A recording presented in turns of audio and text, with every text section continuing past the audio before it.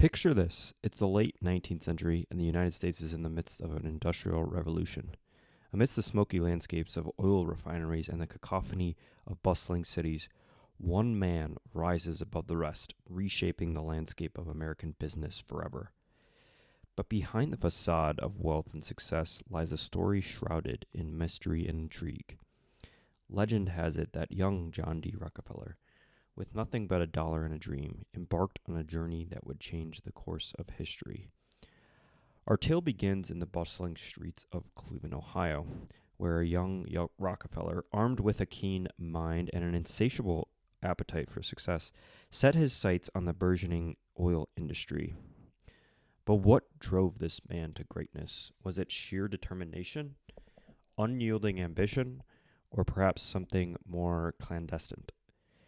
Join me as we unravel the secrets of John D. Rockefeller's success, exploring the trials, triumphs, and tantalizing tales that shaped the life of one of history's most enigmatic figures in this episode of Leaders, a podcast dedicated to exploring the best leaders this world has ever seen.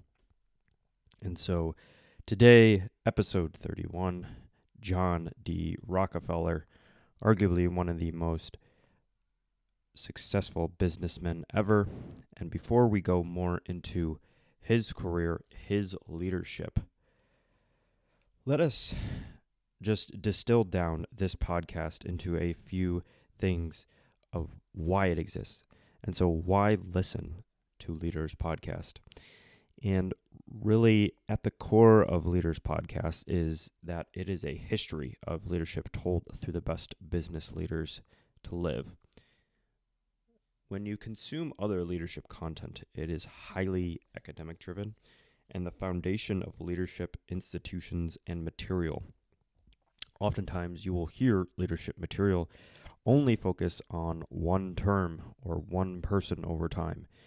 This podcast spans the history of business and identifies those business leaders that have had the most success and have stood out as leaders. And we study the leader, and we don't conduct studies, but we do study the leader. And that could be one of the mantras here is we are just looking at the lives and the most interesting tidbits of leadership exemplified by these business leaders and trying to distill that down into a episode highlighting each person, their successes, their challenges, their failures, and their leadership style. One thing we have that is a common thread amongst this podcast is that not every leader is born or has the same leadership style, traits, skills. And so that is to identify that there are many different paths and many different leadership styles that work for different people. And this is to highlight that as well as give you the leadership lessons that you can apply and study as these leaders, both past and present, have. And so thank you for listening today, and I hope you enjoy this episode on John D. Rockefeller. So where does it begin for John D. Rockefeller? His early ventures and apprenticeship is back in the mid-1850s. 1855 to 1859 is the first kind of career arc path for him, and he begins as a bookkeeper and assistant in various small businesses. Within this time period, he really learned the importance of diligence, attention to detail, and financial discipline in business operations within that. After that, he goes to form his own firm, and so he forms Rockefeller and Andrews, 1859 to 1863. So Rockefeller and his partner, Maurice B. Clark, formed their own commission firm in Cleveland, and there he gained experience in entrepreneurship, decision-making, and realizing the benefits of taking calculated risks and seizing opportunities. What Rockefeller is known for, Standard Oil. He formed and expanded that from 1863 to 1870. So he co-founded that with his partners, including Henry Flagler and Samuel Andrews, revolutionizing the oil industry, which we'll go into more. And he developed that strategic vision, organizational skills, emphasizing efficiency, innovation, and vertical integration to achieve dominance in that market. And during the 1870s and 1880s, Standard Oil goes through a lot of different iterations of consolidation and growth. So Standard Oil expanded tremendously rapidly through mergers and acquisitions, dominating the oil refining and distribution business. So he really, and during this time, from a leadership lesson standpoint, he mastered the art of negotiation, collaboration, and consolidation, understanding the power of synergy and scale in business operations. Likely the kind of first person, almost in business time, that we can remember that really exemplified that synergy and scale standpoint there. He did face legal challenges, and really Standard Oil ended up having to be dissolved in the late 19th century. So he faced intense scrutiny and legal challenges, lots of antitrust, that legislation that ends up being passed, and that was in 1911. And so through this time, he had to really exemplify resilience, adaptability in navigating that adversity, recognizing the importance of ethical leadership and complying with those regulations. The last act of Rockefeller really is within the philanthropic endeavors and legacy building. And so he dedicated himself to philanthropy. He has a lasting sort of legacy within that right, establishing institutions such as the Rockefeller Foundation to support education, public health, and scientific research. Really embraced the concept in his later years of stewardship and social responsibility, using wealth and influence to make a positive impact on society and leave a lasting legacy beyond business success. So some quick snapshots, leadership lessons there, just to give you a career arc and how Rockefeller worked his way through this career. Let's dive in more on first his thoughts on leadership. So when he was quoted in Titan, his biography by Ron Chernow, he said he didn't really think he was anything special about being a leader, and he thought that the skill and the art of leadership really was not, you weren't born with it. It could be learned, because he felt like in his own right he was not born with that innate trait. He also believes that leaders should listen more than they speak.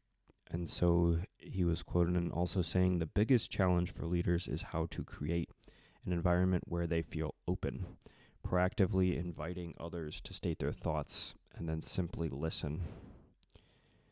He also believed in devoting time to favorite activities, so matching people with enthusiasm from a team's perspective, and we will hear more on how he thought about the people within his company and how to enable employees a little bit more.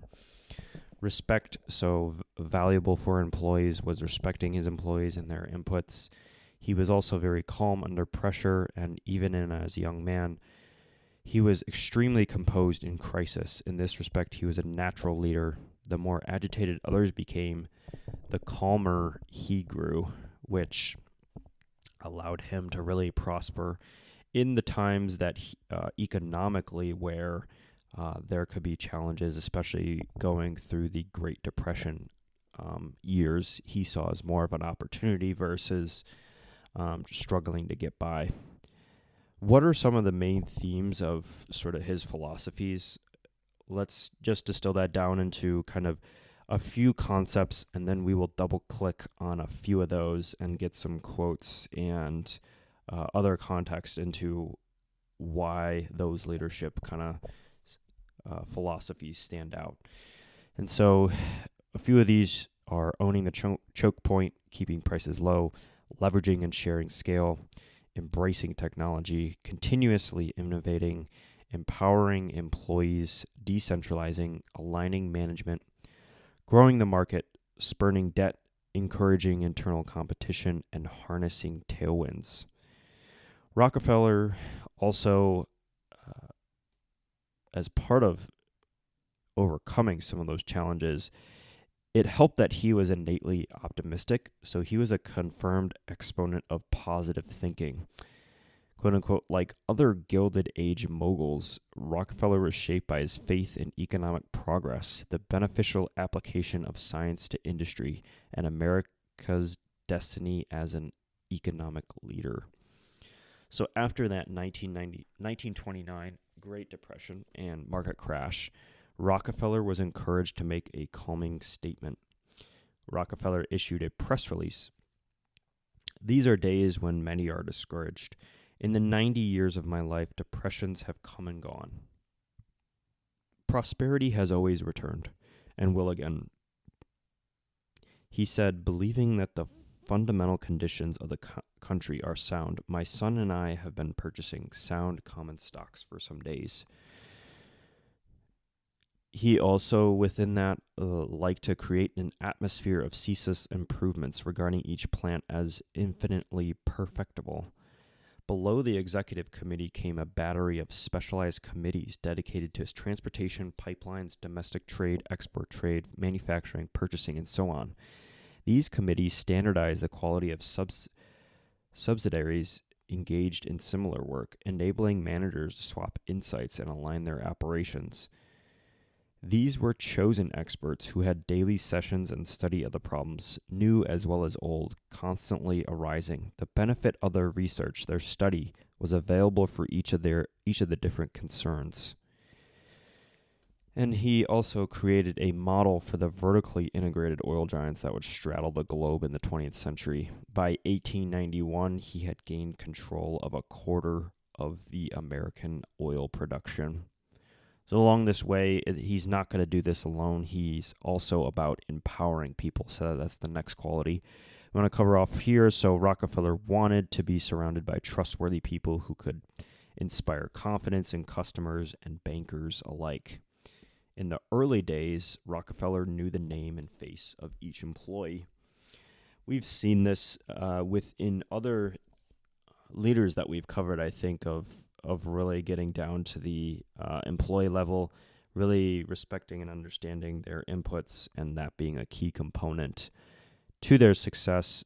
So back to Rockefeller generally received excellent reviews from employees who regarded him as fair and benevolent, free of petty temper and dictatorial airs. So highly did Rockefeller value personnel that during the first years of Standard Oil, he personally attended to routine hiring matters. We do hear about that too from Elon Musk, who we covered in episode 22.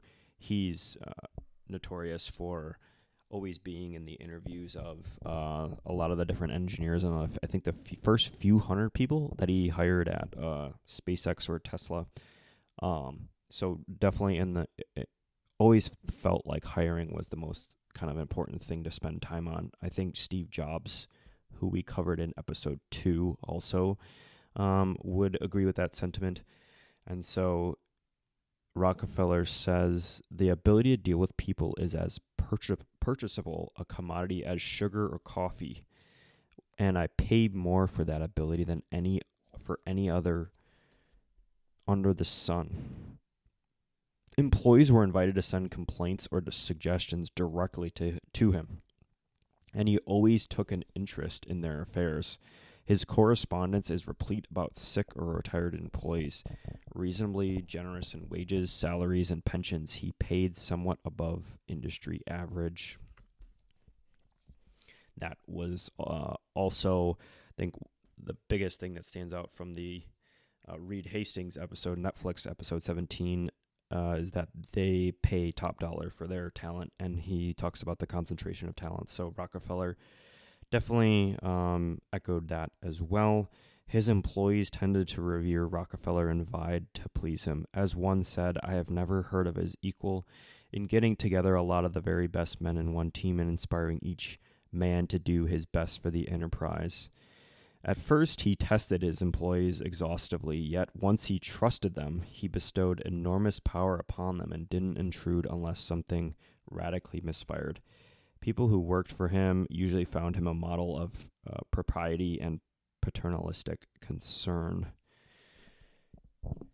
Rockefellers decided the leading management co-owners would receive no salary but would profit solely from the appreciation of their shares and rising dividends, which Rockefeller thought a more potent stimulus to work.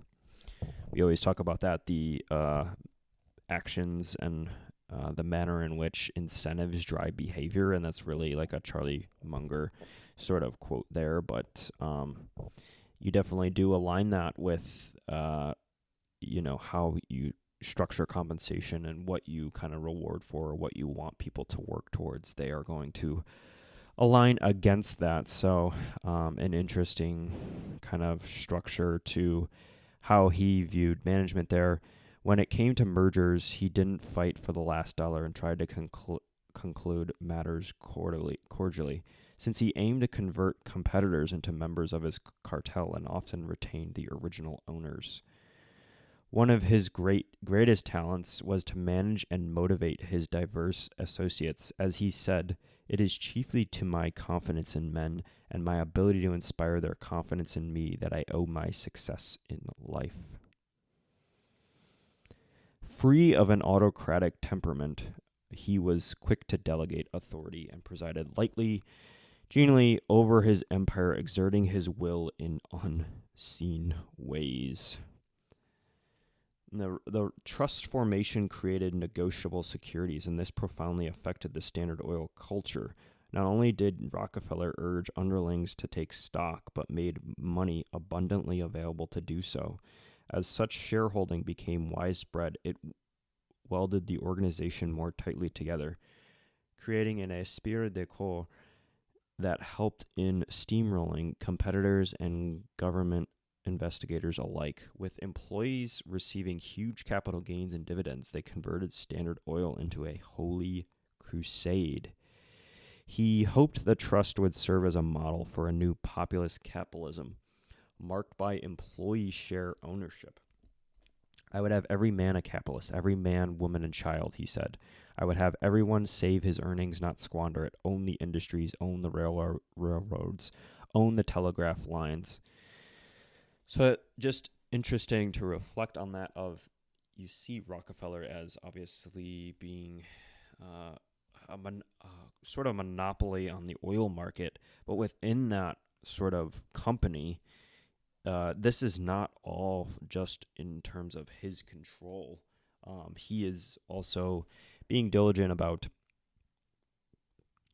getting employees involved in the equity and the stock ownership of Standard Oil, and really encouraging that because he knew that he could grow it and could make them rich too. So his committee system was an ingenious adaptation, integrating the policy of constituent companies without stripping them of all autonomy. We must remember that Standard Oil remained a co-federation and most of its subsidiaries were only partially owned. A top-down hierarchical structure might have hampered local owners whom Rockefeller had promised a measure of autonomy in running their plants. The committee system galvanized their energies while providing them with general guidance. The committee encouraged rivalry among local units by circulating performance figures and encouraging them to compete for records and prizes. The point is vitally important, for monopolies spared the rod of competition can easily lapse into sluggish giants. So he was heavily involved in the company, in the details, in the employees, in the interest of the employees, and he also walked the floors. So in the first years of Standard Oil, he regularly toured his facilities and was extremely inquisitive and observant, soaking up information and assiduously quizzing plant superintendents. In his pocket, he carried a little red notebook in which he jotted suggestions for improvements and always followed up on them. That's, again, I think a parallel to Elon Musk and a few of the other leaders, that they are at the ground floor and really want to understand what goes on in the factory, in the manufacturing, in whatever that company is producing. Rockefeller seemed destined to succeed as much from his fastidious work habits as from innate intelligence. Definitely detail-oriented focus, so the singleness of purpose is one of the chief essentials for success in life, no matter what may be one's aim. So he definitely has the focus, determination, but also relentless. The passion for excellence originated with Rockefeller and radiated throughout the organization. The ethos of Standard Oil's operations around the world was John D. Rockefeller's personality writ large. Rockefeller inspired subordinates with his fanatic perfectionism. Few final qualities to round out his kind of leadership style and qualities. He always talks about in this book cooperation over competition. So, in acquiring a lot of these oil companies, probably unique practices, I think, of going about arranging and negotiating with these oil companies to kind of don't compete with me, but kind of, you're not going to survive, so you might as well probably sell to me at a cheap price and get out while you can type of approach to things. Definitely also a visionary and having sort of the longest view in the room. Visionary businessmen are always good at finding opportunities in every disaster, he was quoted in saying. He also says action solves everything. He's definitely action-oriented, and some of those actions over time could lead to challenges as well as failures, or what eventually led to the downfall of the Standard Oil practice, or it having to be kind of forcibly dissolved into separate sort of business units. So some early business failures that we can go into here. Before achieving that success with Standard Oil, he experienced several setbacks in those early business ventures. These failures taught him valuable lessons about resilience and strategic planning. Controversies surrounding Standard Oil. So while Rockefeller's creation of Standard Oil made him incredibly wealthy, it also led to significant controversies. The company was criticized for its monopolistic practices, which ultimately led to its dissolution due to antitrust legislation. The breakup of Standard Oil was in 1911 and marked a significant setback to his business empire. The public image and reputation of Rockefeller was mirrored, and maybe this was misportrayed potentially a little bit, but his immense wealth and tactics he employed to build his empire often resulted in negative public perception.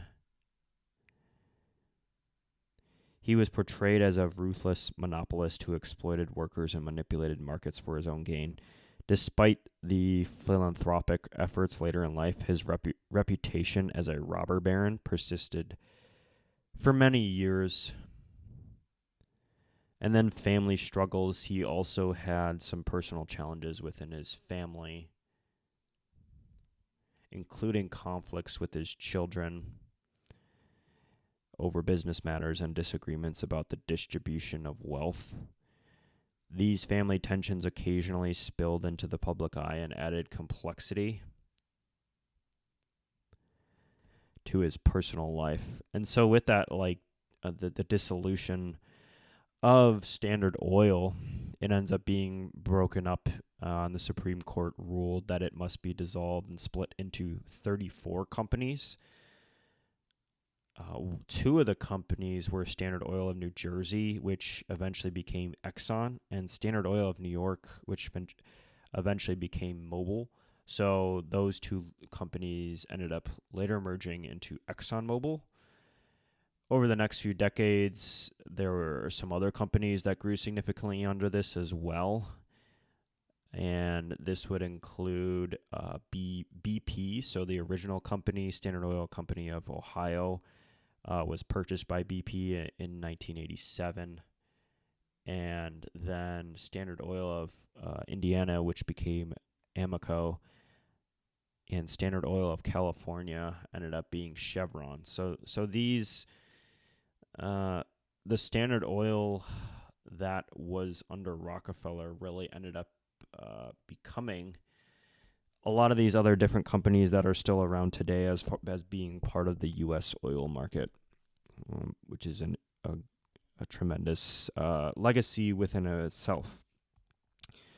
Final section here we will cover off on is mentors and heroes. So who were the mentors of John D. Rockefeller during his time? William Avery Rockefeller. So his father was a traveling salesman and con artist. While his methods were questionable, he imparted valuable lessons to his son about entrepreneurship, negotiation, and financial management. Reverend David Avery was a Baptist minister who served as a spiritual mentor to Rockefeller during his formative years, instilled in him a strong work ethic, moral values, and principles of thriftiness and charity. Clark Wixon was a Cleveland merchant and family friend, provided him with his first job as that assistant bookkeeper. His guidance and mentorship helped Rockefeller gain practical business experience and develop important skills in accounting and management. Henry Flagler was a key close friend and business partner, and a successful one at that. Together, they co-founded Standard Oil, which became one of the largest and most influential companies in history. His business acumen and strategic vision complemented Rockefeller, and their collaboration was instrumental in Standard Oil's success.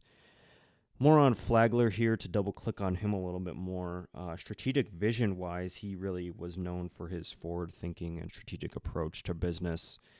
So Rockefeller learned from him to how to envision long-term goals and develop strategic plans to achieve them. Flagler's vision for expanding Standard Oil's operations across the country influenced Rockefeller's own strategic thinking. Risk-taking and innovation. So Flagler was not afraid to take risk and explore new business ventures. He played a key role in expanding their operations into new markets and investing in innovative technologies to improve efficiency. Rockefeller learned the importance of embracing innovation, taking calculated risks to stay ahead in the industry. Another thing Rockefeller may have learned from Flagler was management and organization, so instrumental in organizing and managing the operations, particularly its transportation and distribution networks. So he learned how to effectively manage large-scale operations and optimize processes for maximum efficiency. And finally, adaptability and resilience. So Flagler also faced numerous challenges and setbacks throughout his career, including economic downturns and legal obstacles.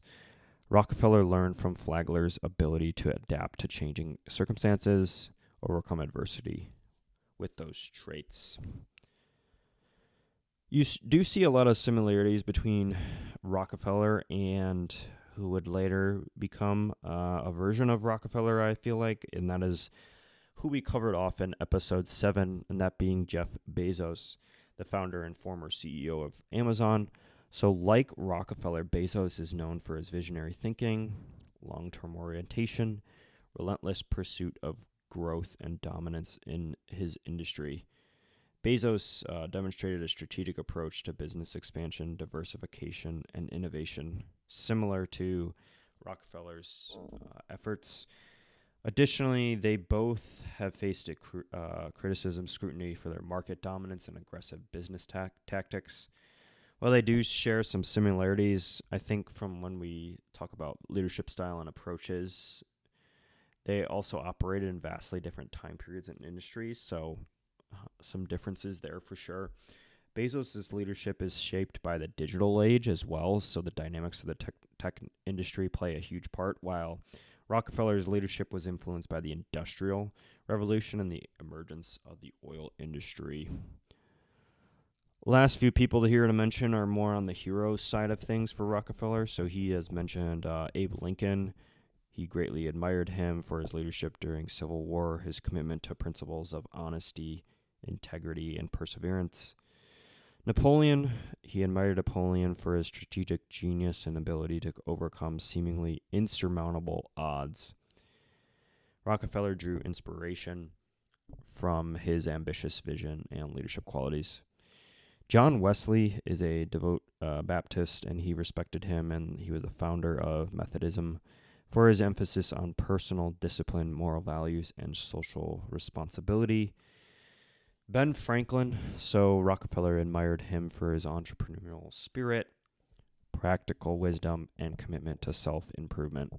He found inspiration in Franklin's rags to riches story and his contributions to society as a statesman, inventor, and philanthropist. And finally, someone who we will likely cover on a future episode of Leaders Podcast at some point in the near future. While Rockefeller